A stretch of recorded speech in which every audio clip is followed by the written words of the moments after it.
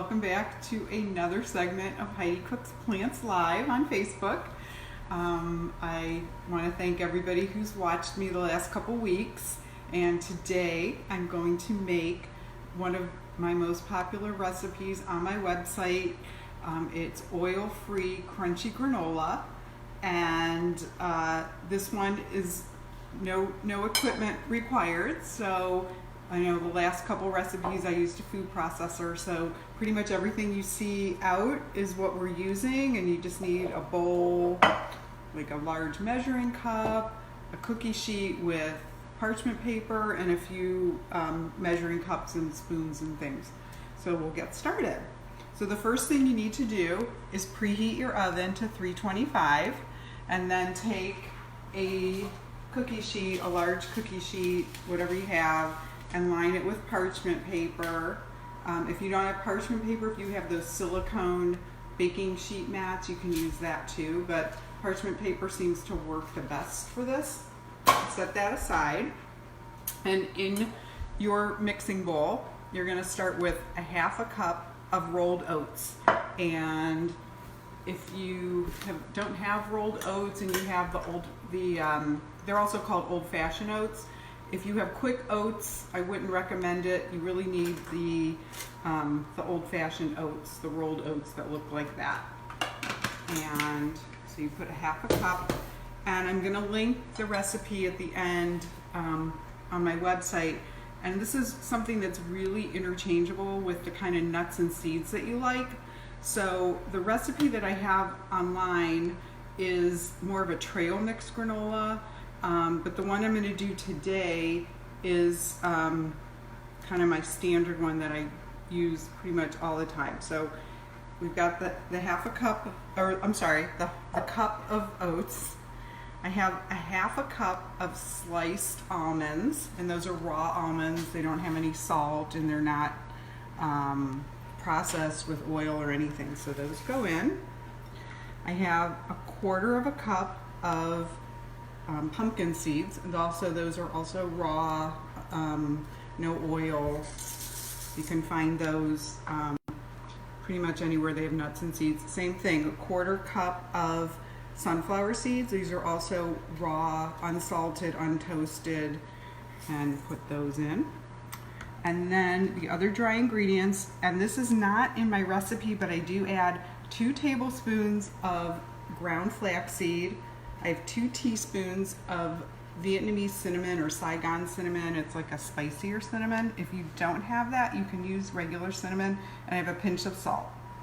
And that is all going in there. Oh, one thing I left out. Oops. We need, forgot this one. A quarter cup of buckwheat groats. And this is kind of the secret to the crunchy. They're kind of like little nutty nugget things. It's a grain. It's gluten-free, even though it says buckwheat.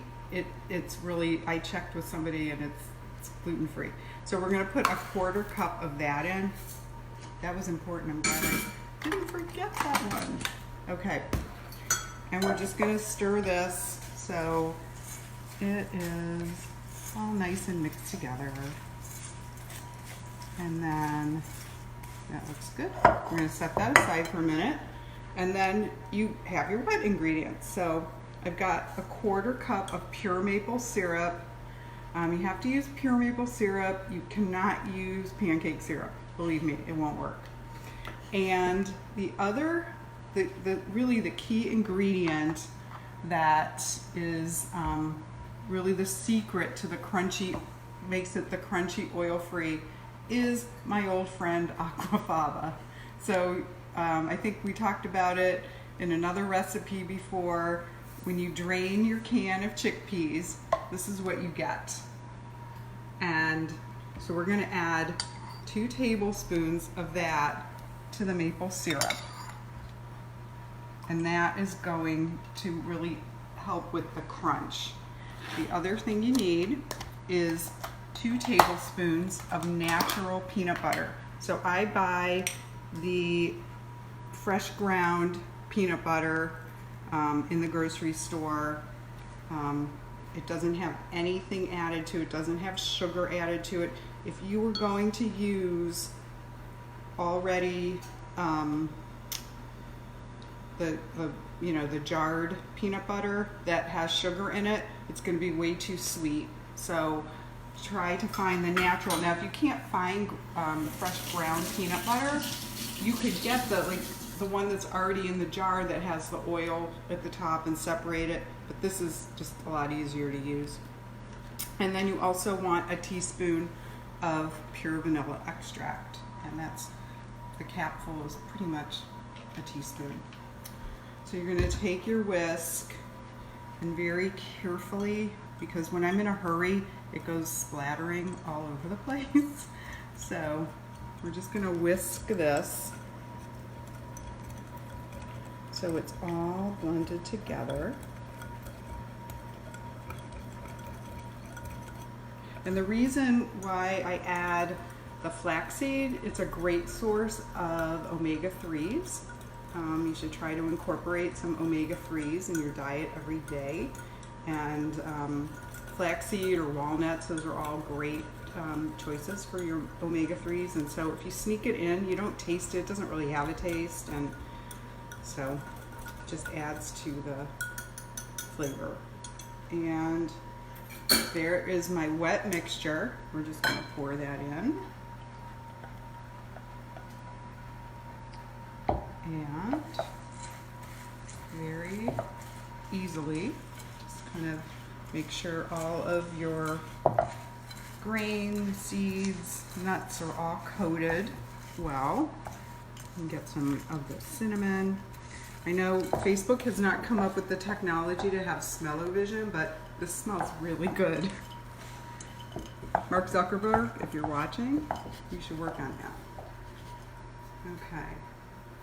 So the granola is a great breakfast snack. You can put it on top of a smoothie bowl, add it to your plant milk for a great cereal in the morning. And when it comes out of the oven, I'm going to show you a couple different options for snack options, things that you add in once it's baked. So we are going to get our cookie sheets. So that was like, what, a few minutes of mixing? It was really super easy. And just take your spoon. You could use a spatula, but I just kind of take a spoon and spread it out kind of in an even layer. If you have a smaller cookie sheet, it may not have this much space in between, but just try to get it so that it's like a flat, even layer. So you're going to put this in the oven at 325. It takes about 25 to 30 minutes. Set your timer for 15 minutes, and when the timer goes off, take your cookie sheet and turn it around, flip it around in the oven, and that way you'll make sure that it's evenly browned.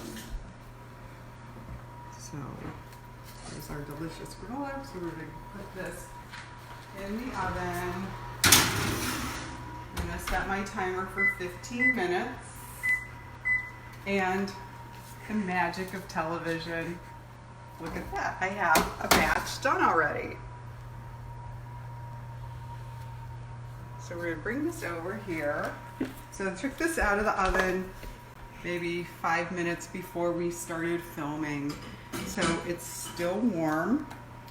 I'm going to pick some up, and you can see that it's got like a crispy, it apart. If it's the longer it sits on your cookie sheet, the crispier it'll get. And I'm going to give you a couple options of mix-ins. Now, one thing I should say, if you have a nut allergy, because I've used almonds in here, and I've made this for friends of mine who have nut allergies, and I've used, instead of the half a cup of sliced almonds, you can make this with a half a cup of peanuts. And you can still use the seeds, the sunflower seeds and the pumpkin seeds. And if you want to make it more of a trail mix, once it's cooled, take some, these are like the best chocolate chips, Enjoy Life. These are dark chocolate. They make them semi-sweet also, but these are dairy-free, vegan. They're amazing. and it's dangerous in my house when we have an open bag. You can also sprinkle some raisins on. And this is a new addition. I tried this last week and they were really good. I found these dried apple slices at Trader Joe's, and I took maybe a handful of them and I chopped them into small pieces and sprinkled them on top with the raisins, and it was a really, really delicious combination. So, I know everybody's at home, you have nothing to do, and trying not to eat too many unhealthy snacks. Let me tell you, this is a really healthy way to get your snacking in. It's good any time of day. If you're watching TV at night, take like a little bowl. You still have to watch portion control.